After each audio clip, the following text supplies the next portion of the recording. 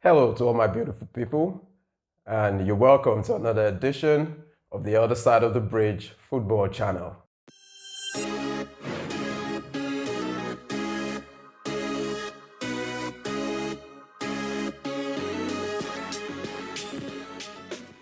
Yeah, I know this is going to be a bit more relaxed, chilled video compared to the last one. Thank you for a lot of people that, commented, watched the video, your comments are really, really appreciated. I got to listen, to a couple of you, and yeah, I kind of get your view. And a lot of people ask for more time for the coach. Thankfully, I'm not the owner, so I don't have the power to sack the coach. Yeah, but speaking of negativity, I just want to put it out there that I've been an ardent Chelsea supporter for years, from the times of Dennis Wise, Zola, um, Celestine Babayaro, Torre Andrew Flo. Yeah. So I'm not just a Roman Abramovich era supporter. Yeah, so I've been there when we were not winning stuff or we were just winning FA Cup. Yeah, so we had a reaction from Enzo Maresca from the last match, which he talked about the team being confused about some of the tactics, not knowing when to move forward, not knowing when to pass the ball, and holding on to the ball for too long. And that's part of preseason, and those things will be corrected in time. The truth is, we know this. Look, this is Chelsea. Even before Chelsea, a lot of clubs don't give that much time anymore. The time of Alex Ferguson, Arsene Wenger giving multiple years, to perfect their team.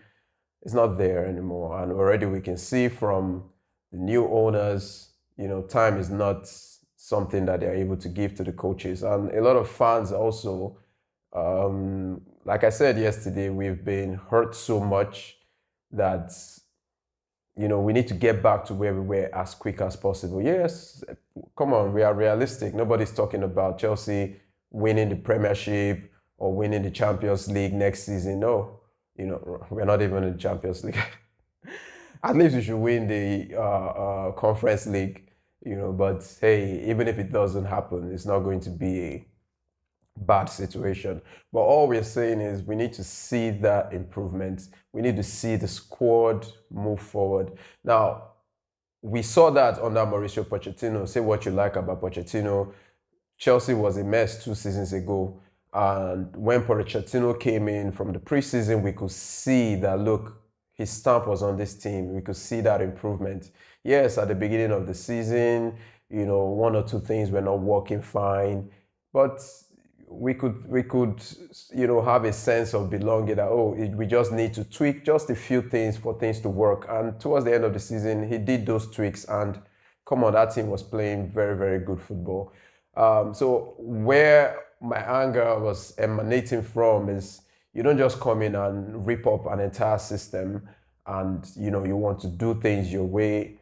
It may not work right now. Why? Because look, the team already have made a lot of progress under Pochettino. Yes, you may have your own style of play, your own philosophy, but I think you need to first of all get the basics right.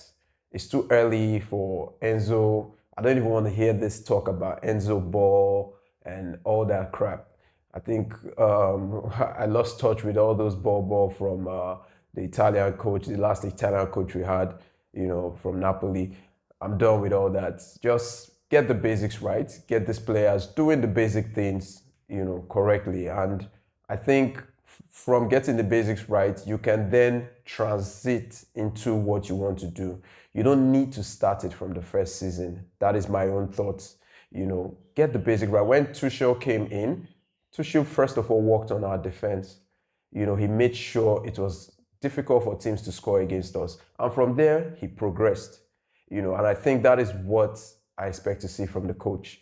But your first move is to create a high line and the keepers to be playing like a central midfielder. I mean, it's already, putting a gun to your head because the fans are already toxic. The fans are already in a dire situation. So the negativity that is coming out of all this, I think, is caused by the coach himself. you're bringing all that negativity on you. It's not anybody's fault. So you really, really need to get the basics right first. Get these players, put them in the right positions, let them get the right things first. Then you can proceed from there. It's going to be detrimental to the team. I think we saw it. Ange Postecoglou last season, and everybody was raving about Ange Ball and all that. But when they played Chelsea and they were playing this ridiculous high line, and he came out at the end of the match to say even if they were 5 men down, he was still going to play a high line. That is stubbornness, and that is a recipe for disaster for any coach. So as much as I want Maresca to succeed, don't get me wrong, every coach that comes to Chelsea, if you're really a fan, you actually want that coach to succeed. But the handwriting is usually on the wall if a coach is going to be stubborn about what he believes. Talking about players being confused on the pitch, it is your job to scream at them if you need to, call them to order on the touchline. Maresca was very cold yesterday. We kept making the same mistake. I saw Sanchez. I really don't want to go back to my mood in the last video, so I'm just going to still keep it calm, and collective.